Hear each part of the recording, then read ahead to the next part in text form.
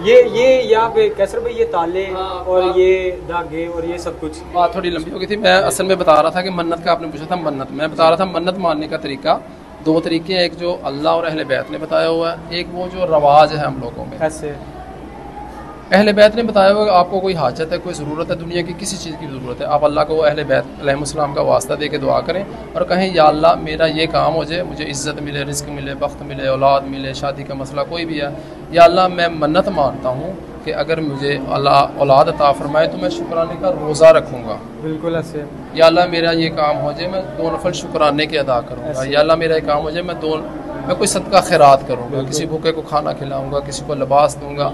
यानी ये मैं जो आपसे मैं इस पे पूछना आ चाह रहा हूँ गया। कि इस धागे की एक तरीका मैंने आपको बता दिया जो शरीयत में है, नमाज नफल वगैरह। अब दूसरा तरीका वो जो रवाज है हम लोगों में, ऐसे या अल्लाह मेरा ये काम हो जाए मैं धागा बांधूंगी, या अल्लाह मेरा ये काम हो जाए मैं ताला लगाऊंगा। या शरीयत इसका इस्लाम शरीयत, हाँ शरीयत में ये नहीं है, बिल्कुल। लेकिन सखियों का दायरा है, जो ताला लगा रहा है उसको भी दे रहे हैं, जो धागा बांध रहा है उसको भी दे रहे हैं, जो 2 नफल पढ़ रहा है उसको भी दे रहे हैं। इस तरह से आप जिन लोगों को ज़रा नॉलेज कम होता है या जिन लोगों को कोई होता है वो कोई धागा बांध के दुआ कर रहा है, कोई ताला लगा के दुआ कर रहा है, कोई नफल की नियत कर रहा है, अल्लाह करम सब पे का। ऐसे